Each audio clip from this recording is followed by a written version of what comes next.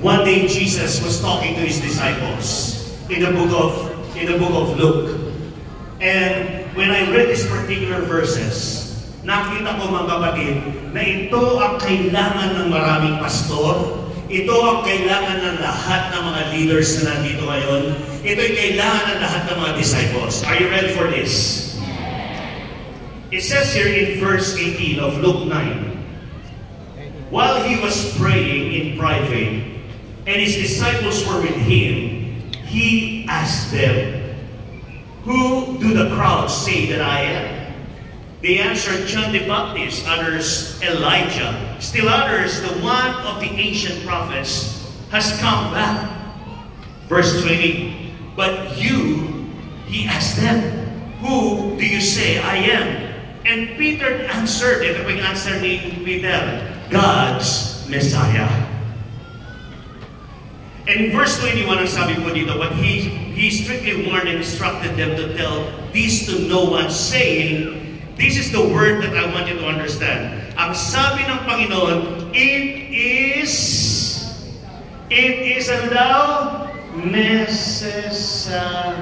One more time. Everybody say those words. It is necessary that the Son of Man suffer many things and be rejected by the elders, chief priests, and scribes, be killed, and be raised the third day.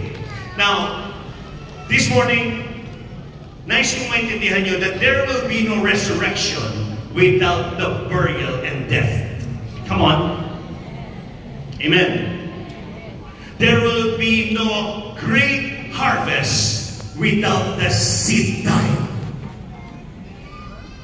Are you there?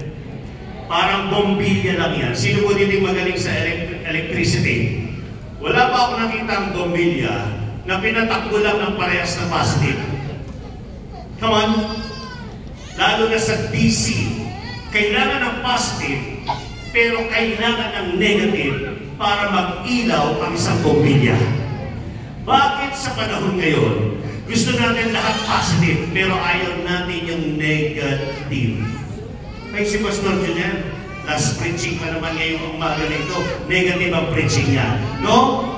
I want to teach you today how to approach the negative times of your life. Kasi ang sabi ng Panginoong Jesucristo, it is necessary. Come on. Kinakailangan. Pwede bang hawakan mo katabi mo at sabihin mo sa kanya, kinakailangan. Let me give you more verses. In Luke 24 verse 7, ang sabi po dito, saying, it is necessary that the Son of Man be betrayed into the hands of sinful men, be crucified, and rise on the third day. Luke 24 verse 26. Wasn't it necessary, ang sabi po dito sa verse 26 ng Luke 24, for the Messiah to suffer these things and enter into His glory? In other words, in this particular scripture, tignan niyo mabuti ito, and I want you to have a revelation. Pinipredict ni Lord yung suffering na haharapin niya. Pinipredict ng Panginoong Jesucristo yung haharapin niya sa kanyang buhay. At ang sabi niya, it is required, it is essential, it is needed, it is important, it is vital, it is imperative that I go through this negative. Come on. Ano gusto mo sabihin, Pastor Julian? You cannot avoid the negative. Come on. It is necessary, sabi ng Panginoon, that I need to die and I need to be buried so that I will experience the resurrection. Today I want to preach about the word. The seed time is for the great harvest. Pwede po ba natin sabihin sabay-sabay ito? Pwede ilabas mo sa PowerPoint yan. The seed time is for the great harvest. One more time, kung hindi mo pa nakukuha.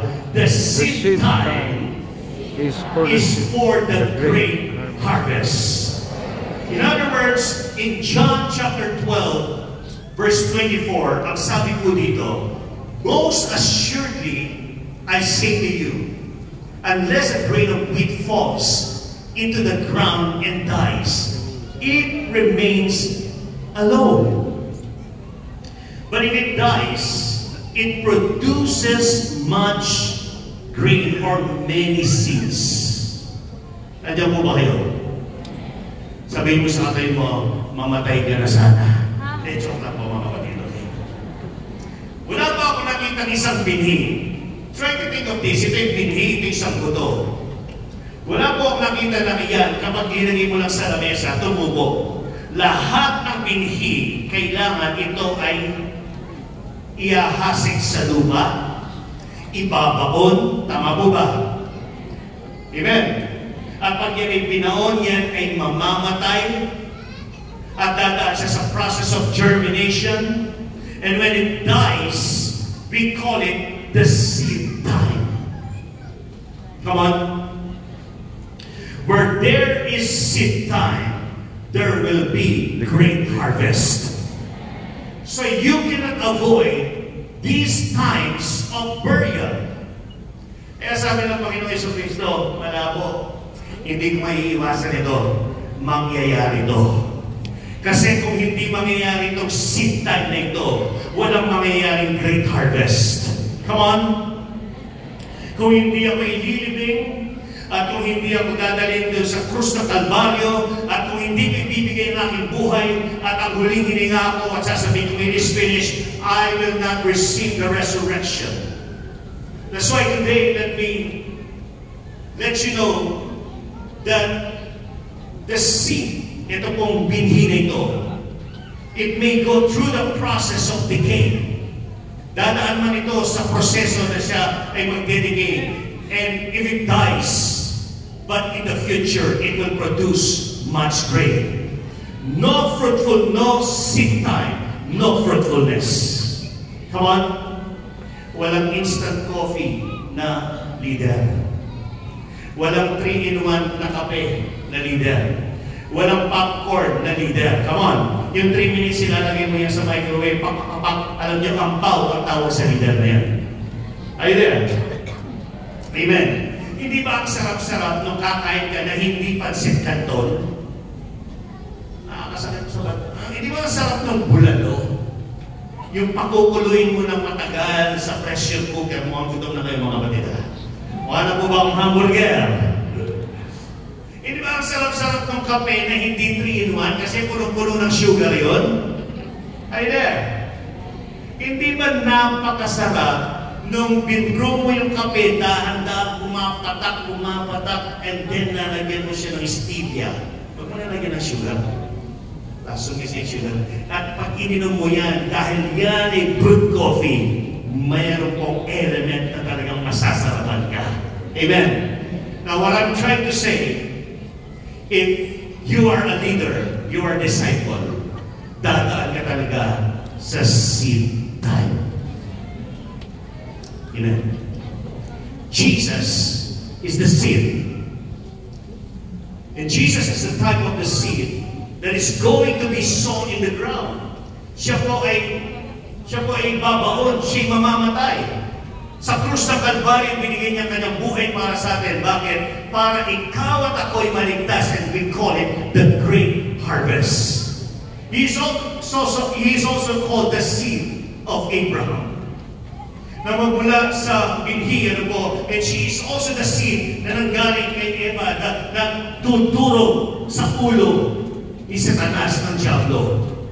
So, when I talk about the seed, it's so important na maintindihan natin that the seed time is your negative time. It is when you are sown into the ground. Let me minister to you.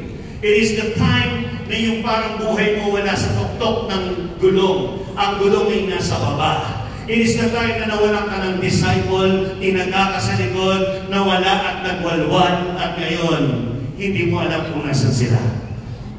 Come on. Alam niyo yung seed time mo, yun yung time na hindi ka pa nag-ROI sa business mo. Napakasakit, puro palabas ka. Amen. Ang seed time mo yung time na ikaw ngayon, tumotodo ka sa trabaho mo, pero wala kang pang kinikita, wala kang promotion. It is your seed time is the time na ikaw nagdi-disciple ka, pero wala kang lumalabas na leader. But let me tell you, my friends, kapag merong seed time, merong great harvest. Amen. Sino excited sa great harvest niya? Sino hindi handa ka mag-complete ng 12, mag-establish ng 144? Sino hindi excited na yung cell mo mag-multiply? Because where there is seed time, there is great harvest. So don't avoid it. Life is filled with seed time and harvest time. Mayroong mga panahon sa buhay mo that it will become very low. You know, last year was the lowest point of my pastoral ministry. I lost 4 of my 12. At pwede po bang umamin sa inyo? Masakit. Ang sakit-sakit, alam niyo po ba? Kasi itong mga batang ito, na-born again sila, nabinid ko sila. At lumaki sila, umasenso sa buhay, I was with them. And one day they left. It was the lowest point of my life. At sabi ko, Panginoon, tinawag pa talaga ako. Have you ever came to that time of your life, yung tinanong mo yung sarili mo, Lord, tinawag pa talaga ako. So now I'm preaching to you na ang pagiging leader, pagiging Kristiyano, hindi laging nasa tuktok ka ng bundok. Maraming panahon na si Lord i-aalaw niya na nandiyan ka sa baba. It's not to hurt you, it is not to put you down, but it is for you to cling to the Lord just like Jacob. Not si Jacob when he was, the angel touches him, kumala sa ang kanyang bone dito, and the more na siya ay nasasaktan, the more that he clings to the Lord. In your seed time, you will trust the one true King. Alam niyo mga kapatid, nakalapit ako kay Lord. Humaba ang devotion ko nung ako po ay nawalan ng disciple. Come on! And sometimes we thought na ang mga nangyayaring negative sa buhay natin laging galing sa diablo. Pero naisip sabihin sa inyo mga kapatid, because sabi ni Jesus, it is necessary. Come on, one more time. Ano sabi ni Jesus? It is. Sometimes it's necessary na tatanggalan ka ni Lord ng paborito mo sa buhay para magtiwala ka sa Kanya. Because if you're claiming the great harvest, you're never ever gonna get it unless you go through the process of seed time. Amen. Hindi ko masyadong ini-emphasize yung kahirapan sa buhay, yung mga bagay na yan. But it's the Word of God. Whether you like it or not, my friends, just like our Lord Jesus Christ, dumaan siya sa mga bagay nito. Let me read this for you. James chapter 1. Tingnan niyo ito, verse 2 to 4. Ang ganda nito. Ang sabi po dito sa James chapter 1, consider it a sheer gift, friends, when tests and challenges come at you from all sides. Bakit daw? You know that under pressure, your faith life is forced into the open and shows its true colors. So don't try to get out of anything prematurely. Let it do its work. So you become mature and not deficient in any way. Anong point ko dito mga kapatid? When I lost these people in my life, I thought it was the end of my ministry because I loved them dearly. I gave everything that I have to them. Alam mo yung tumuto ka, tinulad mo yung buhay mo. And then they left. And I asked God, anong kulang sa akin? I asked Bishop Oriel, sabi ko, Bishop Oriel, anong nangyari? Baka hindi mo naman talaga sila dinidisciple at talagang dinagdagan pa, di ba? Talagang para po akong pinakon sa lupa. But it wasn't this time that the Lord revealed to me. You trust me. It is your sin time. It is the time of your death, kamatayan. It is the time of your burial. But get ready. Where there is seed time, there is harvest time. Where there is death and burial, there is resurrection. Sure enough, purihin mo ang Panginoon. This year, we added more than ever before business people in our church. This time, the first quarter pa lang po ng church ng taon na ito, the Lord added additional 113 simple cells sa aming pong simbahan. Come on! All of our services are full house. Purihin po ang Panginoon. You know why? Where there is seed time, there is great harvest. Everybody say amen to that. Nakita ko mga kapatid, dapat mamatay ka muna tulad ng isang bini. So, we were in the States. Kami pong mag-asawa, sa mga hindi po nakakakilala sa amin, ang wife ko po ang pinakamagandang babae sa balat ng lumpia. At kami po'y naninirahan sa Amerika. For 14 years, my wife, she was an ICU nurse there. Alam niyo naman po yung story ko, some of you. Pero alam niyo po, one day si Bishop Uriel, nagpunta siya sa Texas, sa bahay namin. At sabi niya, umuwi kayo sa Pilipinas, magpapabago tayo ng bansa. Yun lang po sinabi niya. Ulitin ko, umuwi kayo ng Pilipinas, magpapabago tayo ng bansa. You know, suddenly, boom! May nag-isip, di ba? Something was stirred up in my heart. Hindi ko maintindihan. Kailangan kong mamatay sa American dream. Meron ako po dito, kahit Ukraine padadala ka, pupunta ka. Kahit sa Gaza pa, basta makapag-abroad ka. Pero kami naninirahan na sa Amerika, may bahay at lupa, may mga sasakyan, meron po kami church doon. Ang sweldo namin mag-asawa is $700 a day. Sabi mo sa katay mo, compute mo. Magkano $700 a day? 35,000 pesos a day. In 10 days, 350,000. In 20 days na nagtatrabaho kami, 700,000 pesos. Ayaw ka ba doon? But there is a seed time. We need to die. Come on. Kasi pag uwi pala namin sa Pilipinas, there will be a great harvest. Hindi ko na po i-explain. That's the only reason why I am preaching here. Come on. That's the only reason ako'y bunso ng aking mga tatay at mga lolo ko at mga uncle ko, mga National 12. Amen. Hindi po ako karapat-dapat na tumayo dito ako isang batang pastor. Pero dahil merong kamatayan sa buhay ko, there was a seed time, there was a burial time, there was a death of my American dream. Then today, the great harvest came. Palapan mo si Lord kung nakukuha mo mensahe ni Lord sa iyo. Amen. Let me give you 3 points. What are the purposes of seed time? Ano ba yung mga layunin ng seed time? Okay, I'm gonna give you 3 words. Number 1 is the word learning. Everybody say the word learning. Number 2 is the word refining. And number 3, it's the word deepening. So let me start with the first purpose. Kasi kung hindi mo naintindihan kung bakit nandyan ka sa sitwasyon na yan, hindi ka matututo. Nandiyan po ba kayo?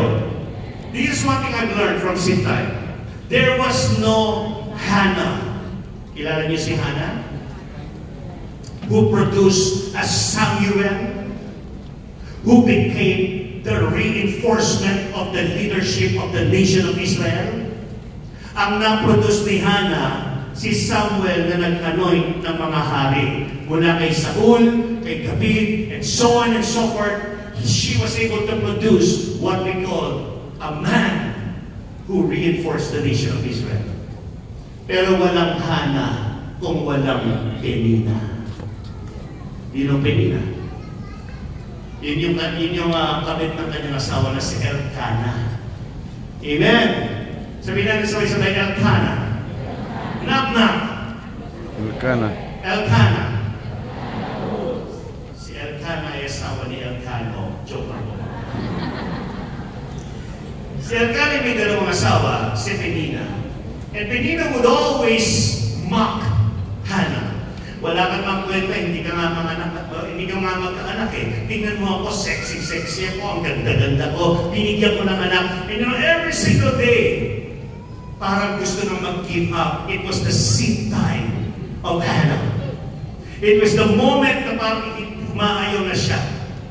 Pero alam niya mga kapatid, one day nagpunta siya sa templo and she pushed in prayer.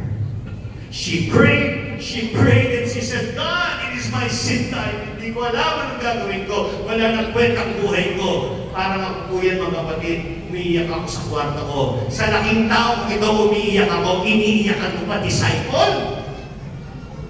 Come on! Habang umiiyak ako, tinatanong ko, Lord, tinawag ba talaga ako? You know what the Lord told me? Where there is no Penina, there will be no Hannah. Come on. Where there is no seed time, there will be no great harvest. There is no David where there is no Goliath. Gusto mo na maging hari ng bansa? You want to become the man after God's own heart? Learn! Everybody say the word learn. Learn from your seed time. It was in the time na mayroong higante sa harapan ni David na nagtiwala siya sa Panginoon. Ang sabi niya kay Goliath, ikaw, tinapay ka lang sa akin. Amen. Wala kang kwenta. Puro ka lang laki. You know why? It was the time that David learned to trust in the Lord. Come on. Matthew chapter 5, I'm sorry. Ang sabi ko ng verse 10, Blessed are those who are persecuted because of righteousness, for theirs is the kingdom of heaven. In other words, kapag dumadaan ka sa persecution, kapag dumadaan ka dun sa Penina moment, si Penina, pag dumadaan ka sa Goliath time ng buhay mo, you are blessed. Amen? Tingnan mo ang katabi mo mukha bang dumadaan sa pagsubok yan. Tingnan mo ang itsura niya. Mukhang nalugi, di ba? Sabihin mo sa kanya, blessed ka. Because you are persecuted. Amen po ba tayo doon? Because when you are persecuted, that is the place of your learning. Everybody say learning. Number 2. Everybody say the word refining. In 1 Peter chapter 1, maganda po ito. Ito isa sa mga pinakagusto kong punto. When I was making this message, the Lord revealed to me a lot of things. You rejoice in this, even though for a short time, if necessary, ang sabi ko dito, you suffer grief in various trials. Bakit daw? Bakit kailangan mong mag-suffer? So that the proven character of your faith, which is more valuable than gold, which, though perishable, is refined by fire, may result in praise, glory, and honor, and revelation of Jesus Christ. In other words, ang sinasabi ko ng Word of God, ano po? That sometimes, i-allow ni Lord na dadaan ka sa seed time mo. Everyone say seed time. To prove your faith. To prove your faith. To shape your character. Come on. Alam mo bakit hindi ka pa namumunga? Tanong mo ako bakit? Hindi ka pa mapapagkatiwalaan. Alam mo bakit wala ka pang self-group hanggang ngayon? Kasi hindi ka pa nagmamature. That's why your character must be proven. Alam niyo po, one day, in 2007, I remember that. I met Bishop Ariel in 2005 and 6. Nakapag-encounter po ako. And I remember, nagkaroon ng revival ng church namin. From a church of 24 years, 120 people suddenly, in few months' time, bigla pong naging thousands ang simbahan namin. And in the city of San Fernando that time, nanigalig yung mga simbahan, na-excite sila. Ano ang nangyari doon? Sabi nila, araw-araw, dahil that time ako po yung nag-coordinate sa mga sets, lagi ako naman nasa mga cell group, lagi ako mga nagpipit sa iba't ibang lugar. But pwede po bang umamin ulit, si Pastor Junel, nawala yung prayer life. Kaya tama si Bishop Lagat kanina. Maganda lahat ng ginagawa natin, pero yung personal devotion mo, personal prayer life mo, hindi dapat mawawala yan. Amen. I want to recognize Bishop Rian, palakpan mo natin. He is my spiritual father. Amen. And when I was there po, in that season na parang yung buhay ko nawala yung prayer life ko, nawala yung aking devotional life. Nagdi-devotion ako pero nagsusunod lang ako. Kasi baka mamaya check ako. Amen. Sino dito may ganyan akong galit? Nagsusunod ka lang baka check ka. Pinopost mo pa nga sa Facebook, di ba? Yung favorite verse mo, yung Rema verse mo, pinopost mo para hindi ka na i-check. Pero hindi ka naman talaga nagbabago. Ano nangyari kay Janelle? Pinadaan ako ni Lord sa sin time. Everyone say the word sin time. Yung nagpalago ng simbahan, noong 2007, 8, and 9, suddenly, nung ako po'y nag-asawa, nagpunta kami ng Amerika. At pagpunta ko sa Amerika, guess what? 3 months straight, hindi ako pwede mag-drive. So araw-araw, susundin ako ng mga pastor sa Texas. Para saan? Every single morning para mag-pray. Nag-try ako mag-bass guitar doon, sinuspendi ako. Hindi pa po ako bassist, suspendido na ako.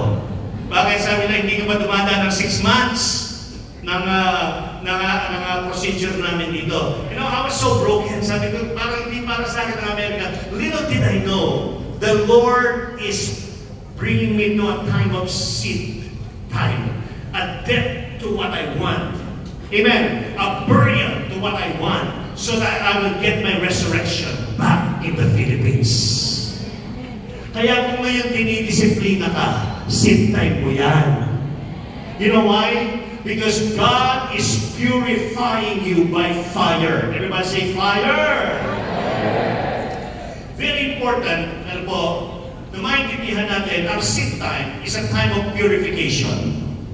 Parang ganito yun. Tignan niyo ako mabuti, tignan niyo yung maliliit kong mga mata, alam ko, gutom na kayo. Ako po ay nagka-business. When I was 14 years old, meron po akong business. Ang business ko po, plateria. Ako ay nagtitinda ng ginto, wedding ring, ano po, lahat ng mga klase ng sisig. Ang ginagawa ko po, binibili ko sa may kawayan, yung 24 karat gold, or sometimes 22 karat, minimix ko po yan. Minimix ko ng silver and copper, at ako nagtitimpla. Hindi mga platero ko kasi pandaraya yung mga yun. So, ako mismo personal na I convert 24K to 18K, minemelt yan mga kapatid. Pero napansin ko, every time na minemelt yan, may loss. Bakit kaya may loss? Sabi ko, yung palang lahat ng dumi umaangat. Ang ginto pala may dumi rin yan. And whenever you dinadaan mo sa fire yan, sa apoy yan, umaangat lahat ng mga dumi. Whenever you are in your sit time, the Lord is exposing what is not righteous in your life. And praise Him. Why? Because God wants to prove your character. Nandiyan po ba kayo mga kapatid? Once the gold is melted, then the impurity began to rise to the top. Amen. Kaya nung ako'y nawalan ng disciple, Lord, sabi ko, ano po ba yung kasalanan ko? Nandiyan po ba kayo? You know, sometimes nagaling ka ni Lord sa ganong sitwasyon. Sometimes may tinuturo lang talaga ang Panginoon sa atin. And sometimes the Lord is just scraping you. Everybody say the word scraping. Meron po kami plateria. At isa po sa mga pampakintab ng singsing that time ay yung motor. May tatlong klase pong brush yan, no? Yung magasmak na brush. Tapos yung hindi na masyado magasmakan yung pangatlo o yung mga marunong po sa plateria dito, yung basahan. Makikita natin, may scrape yan, matatanggal muna lahat ng mga malingkat, mga matatalas na kanto. And then one day makikita mo, sa kaka-polish dyan, sa kaka-scrape dyan, lalabas ang kitab niya. Listen to me, your sit time is your time of scraping. Where there is scraping, there is shining. The scraping is for the shining. Amen. Sino din gusto mo mag-shine para kay Jesus? Then, that allows scraping in your life. Amen. You know, during the reign of Oliver Cromwell, ito po ay British ambassador, there was a shortage of currency. Nagkaroon po ng kakulangan ng mga coins. Everybody say coins. There was a shortage of currency in the British Empire where, ang sabi nila, we have an emergency. Naubusan tayo ng silver. So ang ginawa po nila, they searched the nation in hopes of finding silver. Naghanap sila ng bilang o silver. After 1 month, the committee returned with this report. At yung report nila, we have searched the empire in vain seeking to find silver. And to our dismay, we found none, naubos. Except, everybody say the word except in the cathedrals, where the statues of the saints are made of choice silver. Ito mga imahe yung mga statue, they were made of silver. And to this, Oliver Cromwell eloquently answered, let's melt down the saints and put them into circulation. Alam niyo mga kapatid, dapat yung mga kabataan dito, you are the saints of your campus. Let us melt them down and bring them to the circulation of the campuses.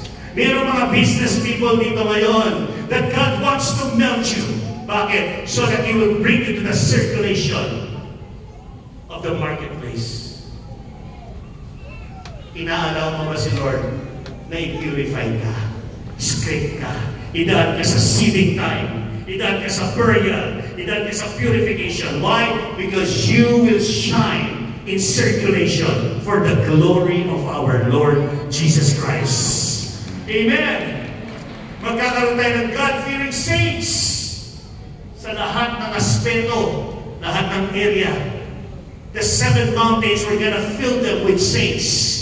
Yung mga bawat barangay, we're gonna fill them with saints. Isasama natin sa circulation. Bakit? Kasi naintindihan mo yung word na sitay.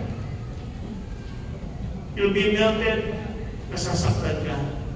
Tatanggapin mo yun. Bakit?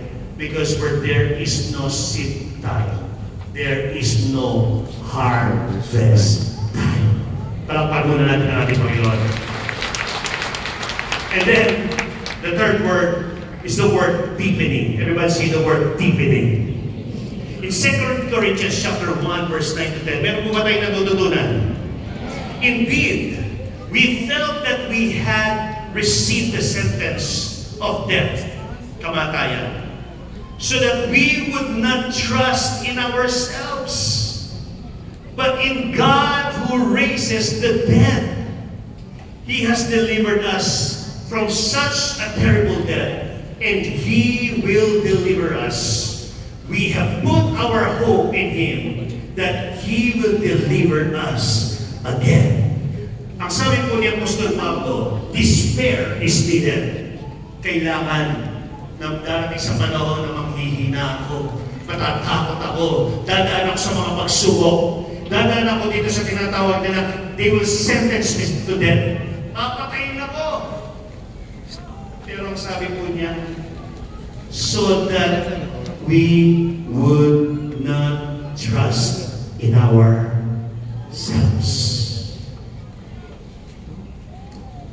The seed time is to deepen your trust and faith in the Lord. Amen. Alam niyo, marami namang mga episodes sa buhay ko po that I trusted God. I trusted God. Alam niyo bakit? Wala na po akong tatakbo ng Panginoon lang talaga eh. Amen? Sino dito yung nagkaroon ka ng circumstances sa buhay mo na ang sabi mo, Lord, ikaw lang talaga ang makakaresolve nito. Kasi Lord, parang talagang burial ko na ito. Lord, kasi parang ito na yung time of death ko, pero Lord, dahil nandyan ka, alam ko mayroong resurrection ang aking buhay. Amen. That's why Hebrews 11 verse 1 says, now faith is confidence in what we hope for and the assurance about what we do not see. In other words, naghahanap si Lord ng mga tao na ibabaon niya para kang isang binhi na ikaw ay ibabaon. Kapag ikaw ay binaon, magtitiwala ka sa Panginoon. Pero dahan-dahan, meron pong lalabas na isang puno dyan. And one day yung puno niya na yan, lalaki siya, and it will bear much fruit, and its fruit will remain. That's why, I'm here today. Pinadala ko ng Panginoon sa umagang ito para sabihin ko sa inyo, sino man ang nandito ngayon na nakakaranas ng pinakamababa ng buhay niya. And I feel that. Because pwede po akong mag-preach dito ng masaya, multiplication, and all this and all that. But I know in my heart, somebody in this place, nag-attend ka dito sa gawain na ito. Dumating ka dito, gusto mo nang mag-give up. Gusto mo nang umayaw sa paglilingkod sa Panginoon. Nawalan ka ng cell group, pastor ka, tinagha ka sa likod, nasaktan ka. Pero nais ko sabihin, that is just your time of burial. That is the time of your death. The resurrection is about to come in your life. Can I have the keyboardist? This is what C.S. Lewis said. Ang sabi po ni C.S. Lewis, hardships often prepare ordinary people for an extraordinary destiny. Sino po dito nakikita niyo that whatever you are experiencing this time, meron kang may experience sa buhay, may nangyayari sa iyo. Pero yung hardship mong yan, dadalikan niya sa next level mo, sa isang extraordinary destiny. Pwede po ba tayong tumayo sa presensya ng Panginoon? And I want you to see this. I'm not yet done, but I want you to stand up. There was